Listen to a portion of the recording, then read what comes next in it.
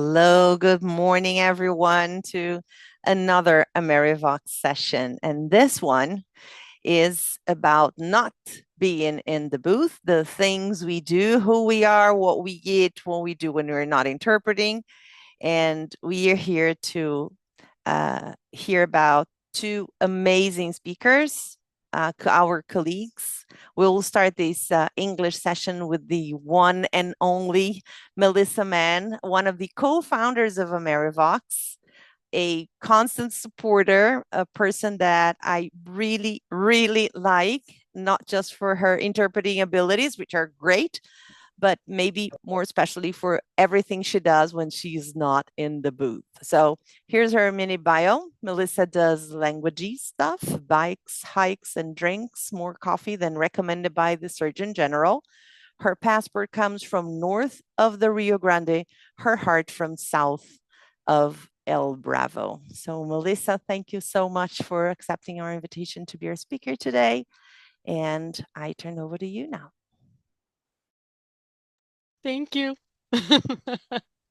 Okay. Hi. Well, first, I just want to shout out to my sister and my cute little nephews who are just watching. Hi, guys. I love you. I miss you. Okay. Sorry. Um, okay. So I want to start actually by, let me do this myself. I want to start by asking every single person here to turn on their camera. I know this, you're all gonna hate me afterwards, but I want every single person to turn on their camera.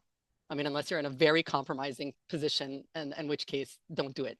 Now, I want you all to hide your self view. And I'm very serious about this. It's very hard to do this because we have this obsession with these self views. We look to make sure that our hair is, but we can tell when you're doing it. So just don't do it. For 20 minutes, we're just going to push aside this narcissistic Zoom phenomenon of self view. Okay. And we're just going to show up the way we are. I don't care if you've got makeup on or not, whatever. Here we are. And just take a good look around the room, everybody here, and celebrate our being here together. And the reason I'm asking you to do this is because we're about to embark on a journey that just might change the way you think about interpreting, communication, and dare I say, being human. Oh, Marta, I'm sorry that your camera's not working. We'll believe you though. Um, our topic today is becoming a better interpreter by not interpreting. And I know that sounds very paradoxical, but I want you to buckle up because we're about to stretch our understanding of the craft. So I want to start actually by you are all doing deliberate practice. You're going to hate me. I want you to be interactive right now and put in the chat what you think makes a good interpreter. What are the signs of a good interpreter? I'll give you 20 seconds.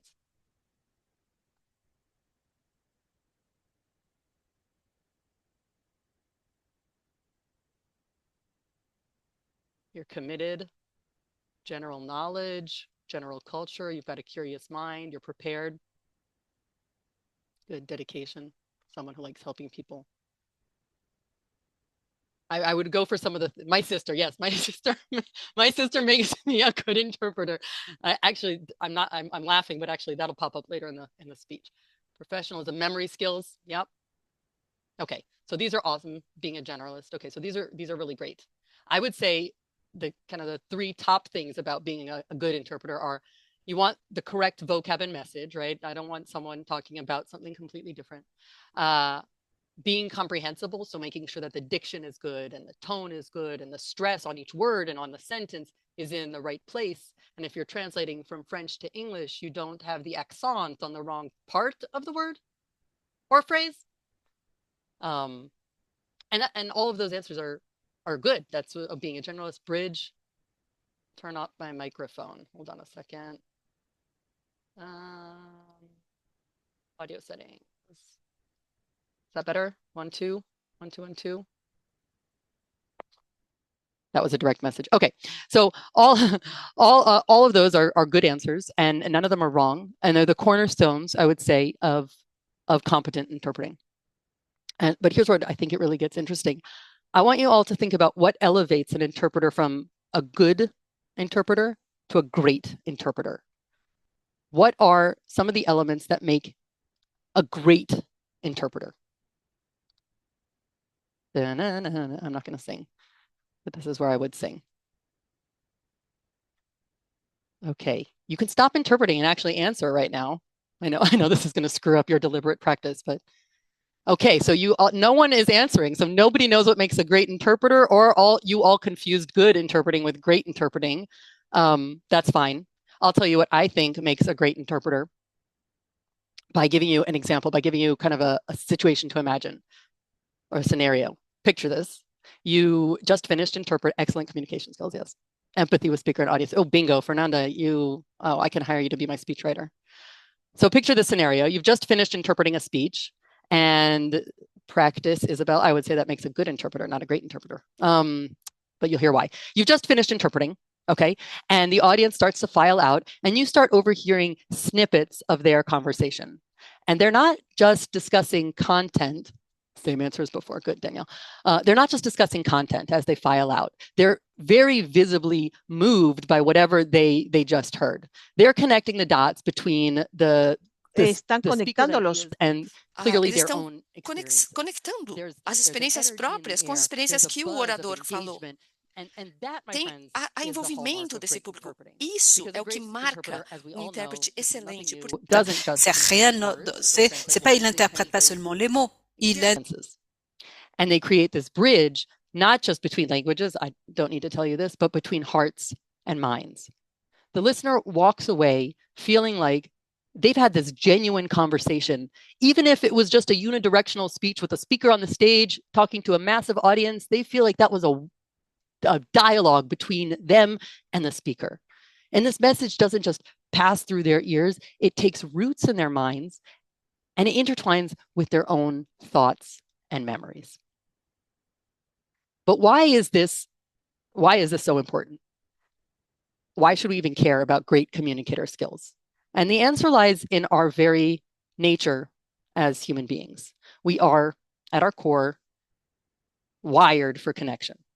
And I'm not talking about your LinkedIn network or your Instagram followers. I am talking about genuine, soul-deep connection.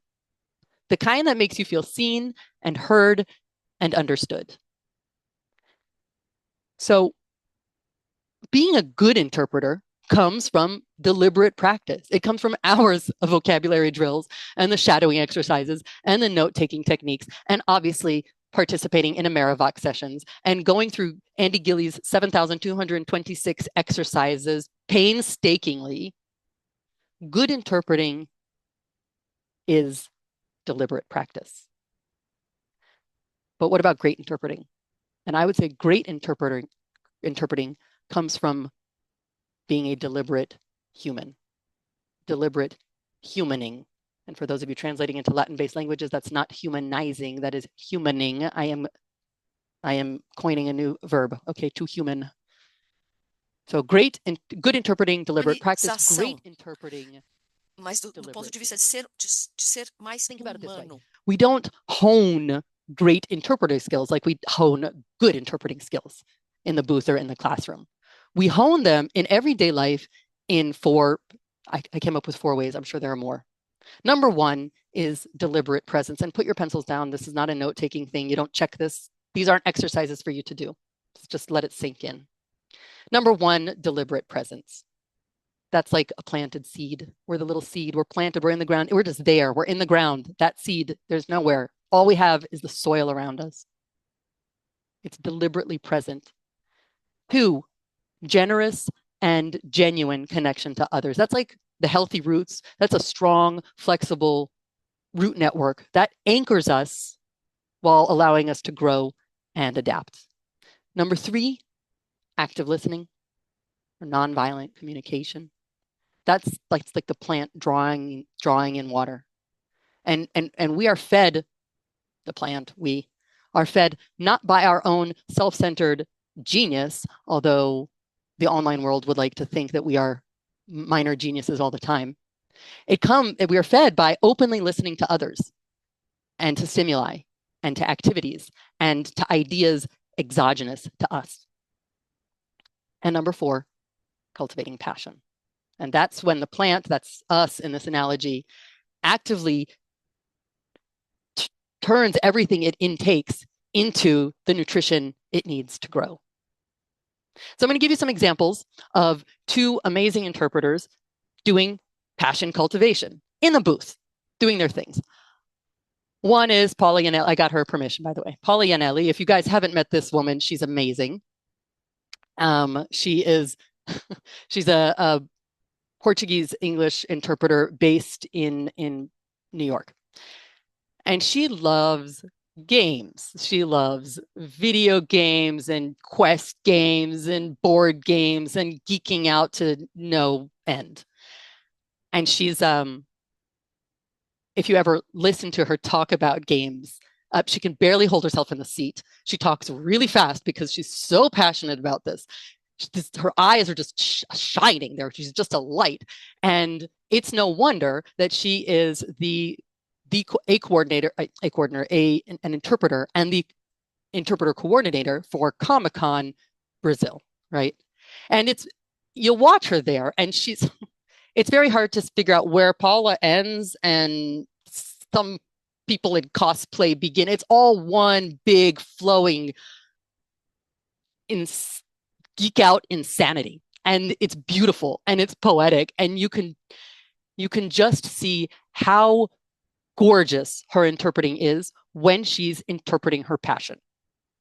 I'll put that aside for a second. Another example I have is from an interpreter who preferred to be anonymous. So I'm going to give them a they gender that is not their gender. So you can turn this person into a guy or girl interpreter. I don't care. But I'll use they. And they are very well known for their interpreting in industry. Yes, shout out to Paula. They are well known for interpreting a very specific, very technical industry. Muito específica e técnica. And they love what they do. They don't just know all the names of every single gear and this and that in this world, in this field. They have little schematics of how it all fits together. And they can explain to you how item A turns into item Z every single step of the way. They could redesign it for you on a piece of paper. They obviously have their own steel-toed shoes. They obviously have their own PPE. They don't need to be given that when they go on a field visit. They've got it. They're ready. There's a technology coming to Brazil in this field in about 3 or 4 years. This person is already studying it. And this person didn't study this as an undergrad. They just love it. And they throw themselves into it. And you could watch this person give a class on this subject, and you would swear that they're not exactly an interpreter. They must be a professional in this field. That's how much they're in the flow. And that's how much things mesh. So here's the kicker. That's just one of the 4 elements that I mentioned that I listed for deliberate humaning. It's how we see it or express it in our profession and in the booth. But this element and the other 3, the generous and genuine connection to others, the active listening, and the deliberate presence, all of those should and could and can and do shine through in every aspect of life.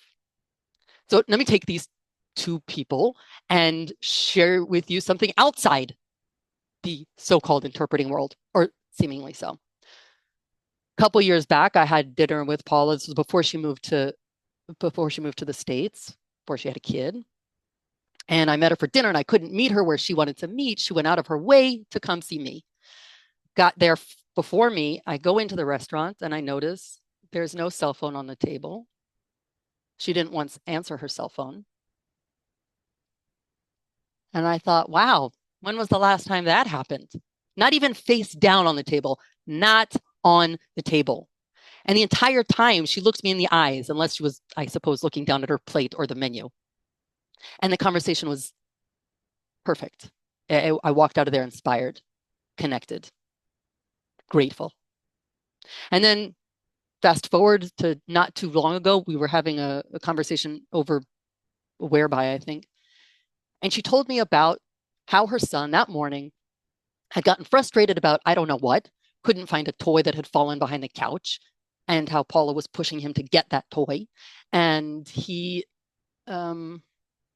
expressed to her, he was able to explain to her why he found this frustrating and that he was sick and tired of going after the toy. at age 2 or something. So Paula was ecstatic. This, for those of you who are parents out there, this is a major milestone in development, being able to convey your frustration. And she was telling me this with that joy, that presence, that utter embracing of motherhood in such poetry and such beauty. It's no wonder that she was recently asked to join a professional interpreters group here in Brazil. And it's very clear that these other aspects that I mentioned, and the same passion cultivating aspect that I mentioned, play out when I see her interpret something clearly not in her passion field, which is like prints on fabric. And yet she has that same engagement and joy and passion in that area too. And the other person, my anonymous person, I was recently watching in a completely non-industry area. We were in the middle of the Amazon and in a village with the Kayapo indigenous group. And this person, sociology is not their area, was giving a masterclass in interpreting, in understanding, intuitively getting just how this indigenous group received information and just how the US and European clients were trying to express themselves in a way that everyone here in this room can understand, and how we communicate. And bridging this so beautifully and so poetically, at my jaw, I think I spent the entire time like this.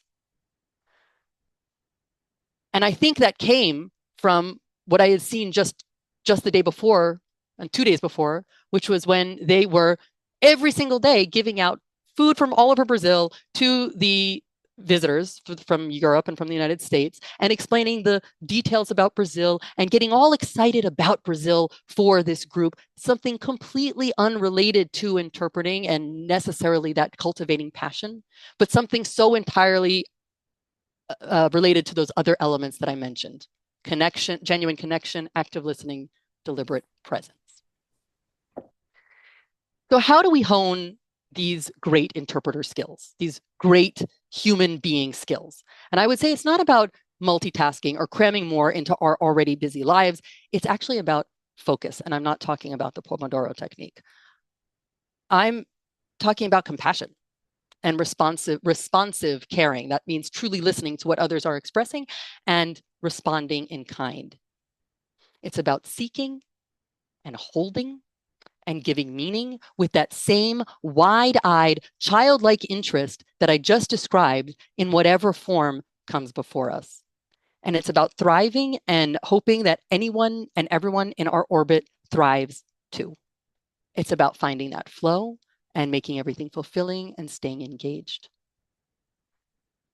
And the only way, the real and only way to make all of these things work is to do it without that constant self-referencing that we hear that is put on a pedestal all the time, which is why I asked us all to take off the self view. It's about this genuine personal growth, not that faux personal growth. It's about that we see paraded on social media. It's the personal growth, person, not ego growth. I know what you're thinking. Yay, Melissa, this sounds great. But we're living in a world of constant distraction, and I don't have time for this stupid message. Okay, fine. We're always trying to get somewhere. We're always trying to achieve something. We're not just being present, and we're not embodying these qualities. I get it. And social media and humble brags and that constant need for validation are always pulling us away from genuine communication.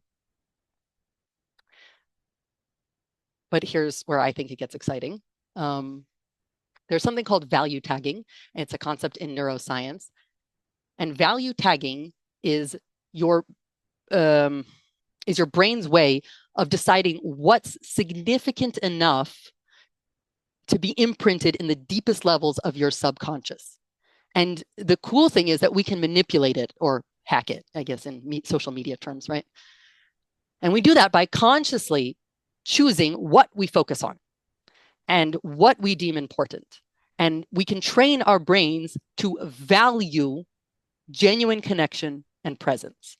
Switching gears, just quickly talking about well-being for a second, overused word. There are two types. There's hedonic, that's the happiness that comes from attaining pleasure, avoiding pain. It's the happiness you see all over the place in social media. It's that quick hit of dopamine you get with a like or buying something. And then there's eudaimonic well-being. And that's the joy from finding meaning. That's the joy from realizing your potential and contributing to your community or communities, whatever those are, those connected groups of people. That's the good stuff, folks. That's what lasts. Eudaimonic well-being. So what am I really talking about here? Melissa, you're all over the place. I'm talking about value tagging whatever produces eudaimonic well-being. And that is deliberate humaning. It's about consciously choosing to be present and connect and to find meaning in interactions and in work. So I started out by pointing out that a great interpreter is a great communicator, that they don't just translate words, they translate experiences. We know this. And that the skill comes from being a deliberate human. And then I talked about the qualities of cultivating the human, of being deliberate in humaning, and where we find it, which is, if you were listening, everywhere, if we so choose. And of what it looks like, which is that wonder and that engagement and the bliss and the responsiveness. And now I want to revisit the very misleading title I gave to this talk. Let me just figure out how I share. Okay. So we're going to revisit. Nope, I cannot share. Why can I not share? Oh, well. Oh, that's too bad. I was going to share my You should be able to share. I am able to share, but it's not reading my iPad, which is where I have everything queued up. Oh, that's too bad. I'm not going to waste time pulling it back up. Never mind. Yeah, that's so bizarre. Why can I not read this? Okay, no big deal. You'll have to trust me that it was a pretty cool slide presentation. But we're going to take a look at we're going to take a look at the title and break it down. We're going to strip it down because it is a mind bender. Becoming just means coming into being. So let's get rid of it and change it now to just being a better interpreter by not interpreting. And hopefully I was successful in showing that a great interpreter is not really about or limited to the title interpreting or interpreter. So I want to take away interpreter because these skills apply to everything in life. And so what we're left with is being a better whatever by not whatevering. But I also want to take away the word better because it forces competition and it forces benchmarking. And it implies that there's something inherently less worthy in where you stand, where you are today, which is life. You are where you are supposed to be. So we're going to get rid of the better. And now we've just got being whatever by not whatevering. Now I want to take away the by not whatevering because it's really not about what you're not doing. It's about what you are doing or what you are being. So now we've got being whatever. And whatever is a word with nothing, that has no weight. So we're left with just being. Basking in just being. And that, my friends, is the secret to becoming not just a better interpreter, but a better communicator, a better connector, and a better human. When we focus on being present, on genuinely connecting, on finding the meaning in those interactions, the jump from good interpreter, which we do through deliberate practice, by the way, the jump from good interpreter to great interpreter takes care of itself.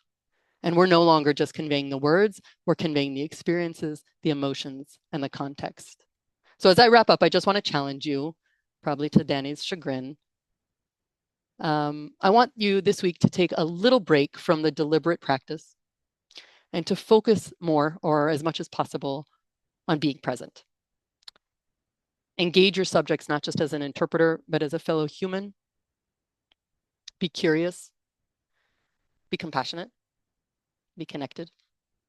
And I don't need to remind you all again that we're not just interpreters, that we're this bridge between worlds. We're facilitators of understanding, and we are weavers of human connection.